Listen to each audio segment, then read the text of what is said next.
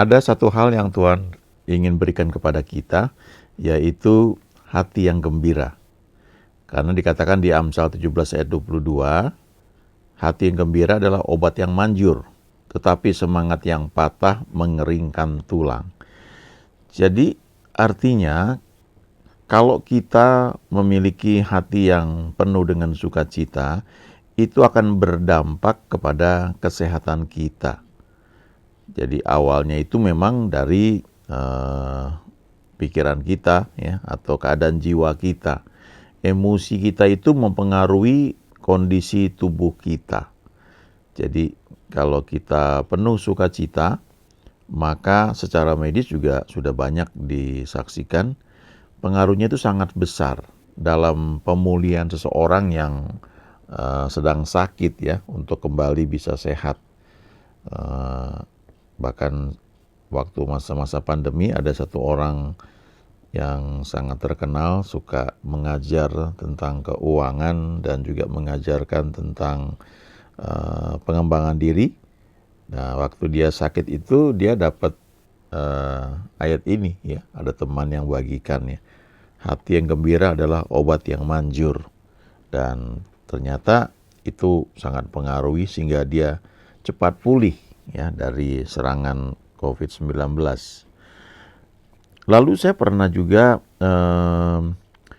mendengar cerita ya dalam satu tulisan di internet yang mengatakan ada orang yang ketika dia divonis oleh dokter bahwa umurnya itu nggak panjang lagi, lalu dia pikir dia nggak mau dipusingkan dengan kesedihan, dengan ketakutan, tapi sebaliknya dia mau isi sisa hari-hari yang dia miliki itu dengan sukacita.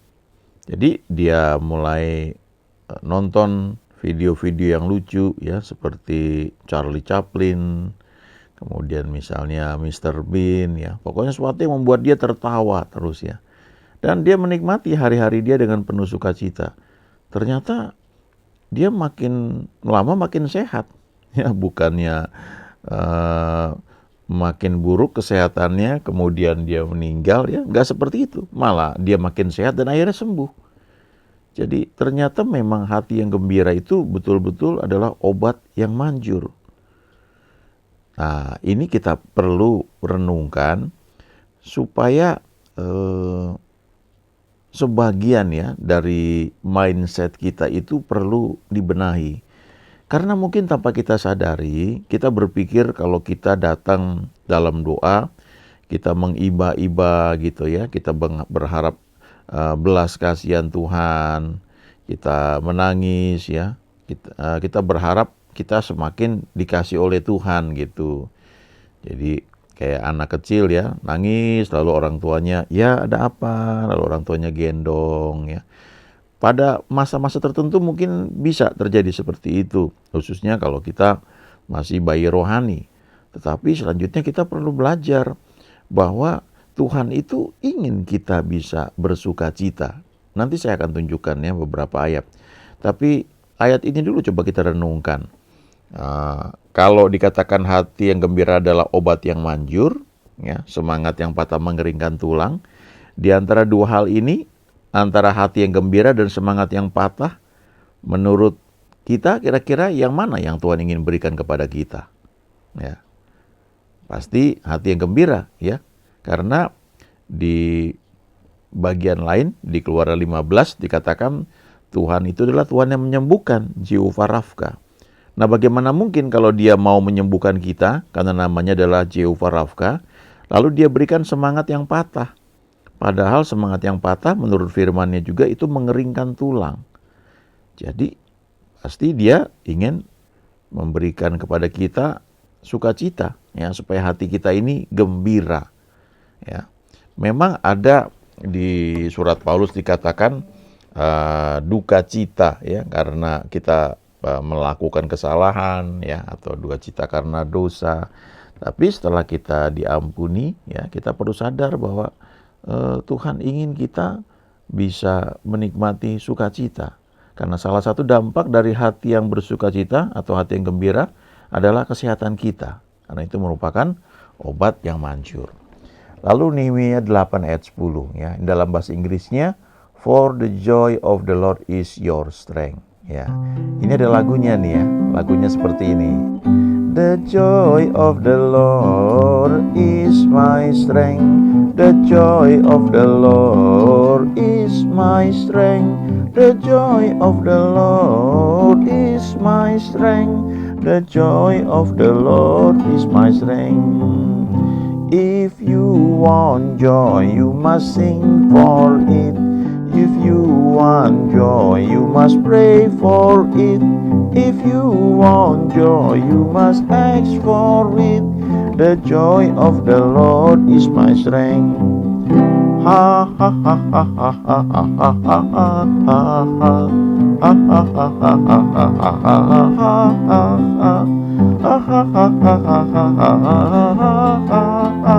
The joy of the Lord is my strength.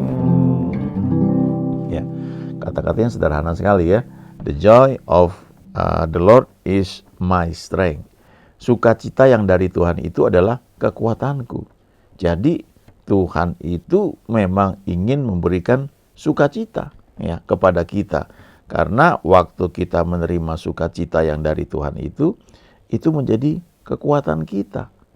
Nah, ini mindset ini perlu kita miliki ya, bahwa Tuhan mau kita bergembira, ya Tuhan mau kita bersukacita, sebab hati yang gembira adalah obat yang manjur, dan sukacita yang dari Tuhan itu adalah kekuatan kita.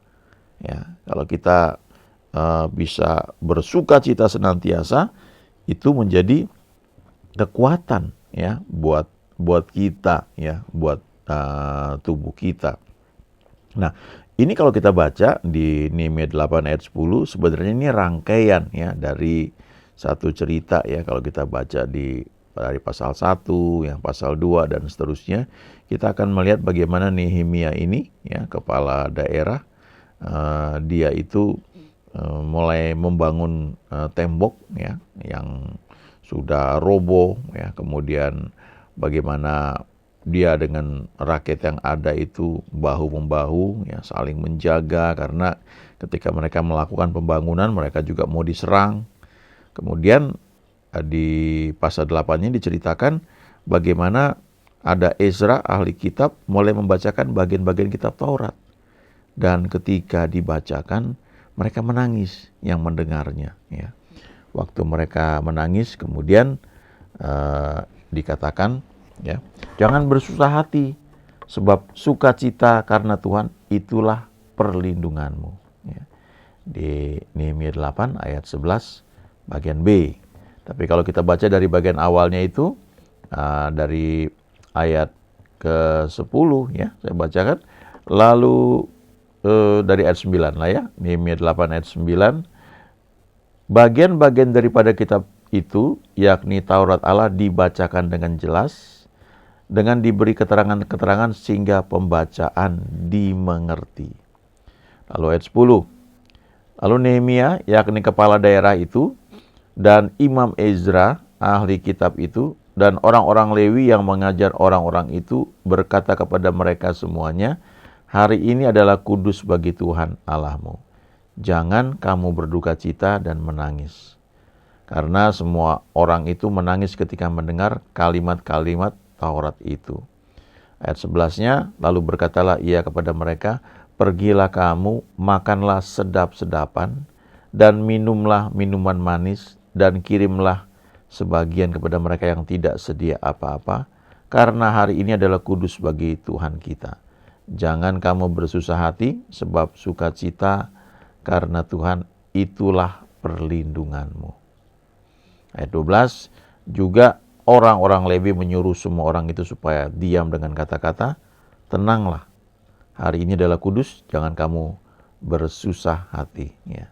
Jadi ini mereka melakukan juga satu tindakan, satu usaha ya, makan minum bahkan sedap-sedapan ya, yang manis ya, supaya kamu bisa enjoy, menikmati hari ini, sebab sukacita karena Tuhan itulah perlindunganmu ya. Jadi sekali lagi kita melihat di sini Tuhan ingin kita bersukacita.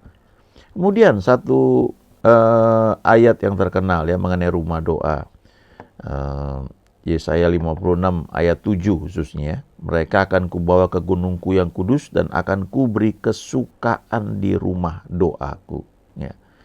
Jadi waktu kita berdoa, apalagi yang disebut rumah doa, ya bukannya tidak boleh, tapi jangan sampai kita berpikir itu rumah untuk nangis-nangis, ya, untuk menjerit, menangis, ya. Kemudian makin banyak menangis, rasanya makin rohani. Bahkan saya pernah dengar cerita ada salah satu bagian dari negeri kita ini, satu daerah di mana kalau ada keluarga yang meninggal, maka mereka harus menangis. Ya. Kalau mereka nggak menangis, itu tandanya mereka tidak berduka atas kehilangan anggota keluarganya itu. Ya. Jadi kadang-kadang terjadi mereka upah orang untuk menangis, ya, dibayar, ya, untuk menangis, ya, lalu menangis dengan seperti membacakan puisi yang menyebutkan banyak hal tentang orang yang baru meninggal tersebut, ya. Jadi penuh dengan kedukaan, ya. Nah, kadang-kadang kita berpikir semakin seperti itu kita semakin rohani. Tapi kita melihat di sini Yesaya 56 ayat 7 khususnya, Tuhan memberi kesukaan di rumah doanya. Ya, coba kita baca dari ayat 6 ini ya. Yesaya 55 ayat 6 dan ayat 7.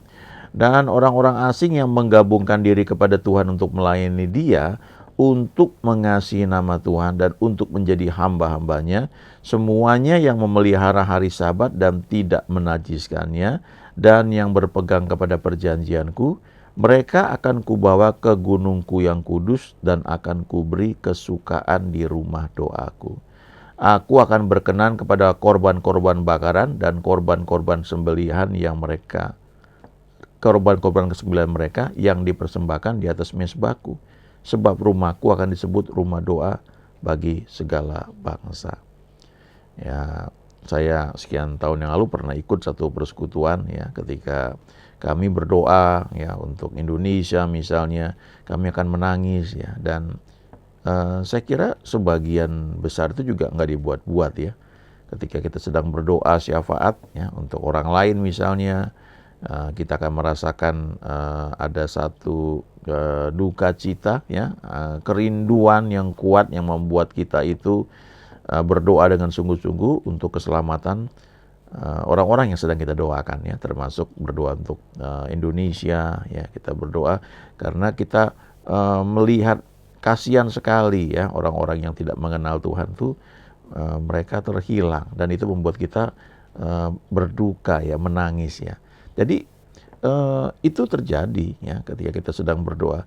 Cuma jangan sampai kita berpikir itulah satu-satunya suasana atau satu cara dalam kita berdoa supaya Tuhan mendengar doa kita, ya. Ya, tidak seperti itu. Kalau kita lihat di sini, ya, memang ini tindakan-tindakan orang-orang yang memang mengkhususkan dirinya, ya, untuk berdoa. Dikatakan di ayat 6, orang-orang asing, ya, artinya orang-orang yang di luar orang-orang yang percaya kepada Tuhan, tapi mereka mau bergabung, ya, menggabungkan diri kepada Tuhan untuk melayani Dia, melayani Tuhan, untuk mengasihi nama Tuhan dan untuk menjadi hamba-hambanya. Jadi orang-orang yang memang dengan rela hati, dengan sengaja menyediakan dirinya untuk melayani Tuhan, untuk menyembah Tuhan, untuk mengasihi Tuhan, untuk menjadi hamba-hambanya. Dan mereka juga memelihara hari Sabat dan tidak menajiskannya. Ya, khususnya pada masa itu memang berlaku aturan-aturan tentang Sabat. Lalu mereka berpegang pada perjanjian Tuhan. Lalu dikatakan hal pertama yang Tuhan buat adalah, ya, mereka akan kubawa ke gunungku yang kudus, ya. Mereka dibawa ke gunung Tuhan yang kudus dan diberi kesukaan di rumah doa Tuhan. Itu hal pertama yang Tuhan berikan, diberi kesukaan di rumah doa Tuhan.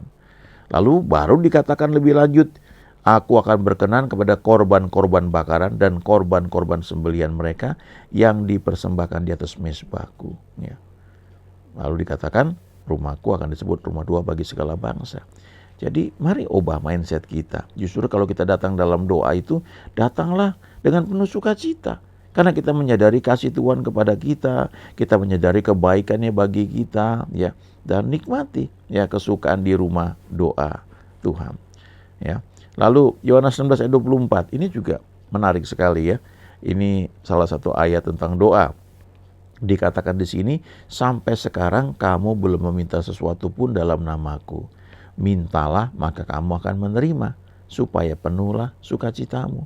Kita belajar di sini bahwa Tuhan itu senang untuk menjawab doa kita. Ya, pernah nggak kita pikirkan hal itu? Ya, bahwa Dia menantikan kita menyampaikan permohonan doa kita, lalu Dia bilang, ayo minta dalam namaku supaya kamu menerima. Dan waktu kamu menerima, kamu akan bersuka cita. Jadi kita melihat bahwa Tuhan senang menjawab doa kita, dan Dia menantikan untuk kita meminta dari Dia. Lalu berikutnya adalah karena kita menerima jawaban doa, kita menikmati sukacita. Dan itu yang Tuhan inginkan. Ya. Jadi kita melihat di sini hati yang gembira adalah obat yang manjur. Dan karena Tuhan itu memang Tuhan yang menyembuhkan, Jehovah Rafka, maka ketika kita datang kepada Dia, Dia ingin memberikan sukacita kepada kita, bukan semangat yang patah. Lalu kita juga belajar bahwa the joy of the Lord is our strength. Sukacita yang dari Tuhan itu adalah kekuatan kita. Jadi janganlah berduka, janganlah bersedih, bergembiralah. Bahkan kalau kita baca tulisan Daud di Mazmur 37 ayat 4, bergembiralah karena Tuhan. Itu yang namanya the joy of the Lord. Ya, ada sukacita yang dari Tuhan. Tapi juga itu berarti the joy of being with God. Nah, sukacita karena kita bersama dengan Tuhan. The joy of being in the presence of God. Sukacita karena kita berada dalam hadirat Tuhan. Dan Tuhan ingin berikan itu kepada kita. Kemudian waktu kita datang dalam doa, dalam persekutuan doa, dalam rumah doa, dikatakan mereka akan kubawa ke gunungku yang kudus. Nah, ini satu istilah ya, kalau kita sedang berdoa, kita akan merasakan seperti naik ke gunung Tuhan. Ya, suasana itu makin naik ya, ada luapan sukacita. Lalu dikatakan mereka akan kuberi kesukaan di rumah doaku. Ayo belajar bagaimana bisa meraih dan menikmati sukacita di rumah doa yang memang Tuhan sediakan bagi kita. Ya. Setelah itu baru dikatakan bahwa aku akan berkenan kepada korban-korban sembelihan mereka. Aku akan berkenan pada apa yang mereka naikkan, ya, mereka sampaikan dalam rumah doa. Dan dikatakan rumahku akan disebut rumah doa bagi segala bangsa. Nah, ayat ini dikutip oleh Yesus ya ketika Dia mengusir pedagang-pedagang merpati, yang orang-orang yang jualan di halaman bait Allah ya. Dia balikkan meja-meja penukar uang ya. Kemudian Dia buat cambuk, Dia usir orang-orang itu ya. Dia bilang, pergilah sebab kalian membuat rumah Bapakku ini menjadi sarang penyamun ya. Kemudian baru dikatakan sebab rumahku akan disebut rumah doa bagi segala bangsa ya. Ada sukacita dalam rumah doa, dan sukacita itu membuat kita sehat, sembuh ya. Kemudian Yohanes 16 ayat 24 ini ya, kita melihat bagaimana Tuhan ingin menjawab doa kita. Mintalah supaya kamu menerima ya, dan akibatnya kamu bersukacita, supaya penuhlah sukacitamu senantiasa ya. Itu Tuhan yang kita sembah. Dia Tuhan yang baik, sebab Alkitab juga berkata Allah adalah kasih. God is love ya. Kita akan melihat bahwa di bagian-bagian lain Alkitab ya, itu Tuhan yang baik ya. Cuma mungkin sebagian kita dalam tanda kutip terjebak ya dalam konsep berpikir kita perlu berduka ya, menyangkal diri, yang memang ada ayatnya ya. Tapi kita berpikir itulah satu-satunya cara untuk kita bisa menerima berkat Tuhan, supaya Tuhan berkenan kepada kita, lalu kita menangis-nangis ya, merengek-rengek, merendahkan diri dan sebagainya ya. Memang sebagian itu ada ayatnya, tetapi kalau kita lihat di bagian lain, Tuhan mau kita bersukacita ya, sebab the joy of the Lord is our strength. Dan hati yang gembira adalah obat yang manjur. Ya, Tuhan sendiri mau memberikan kesukaan di rumah doanya. Haleluya. Amin.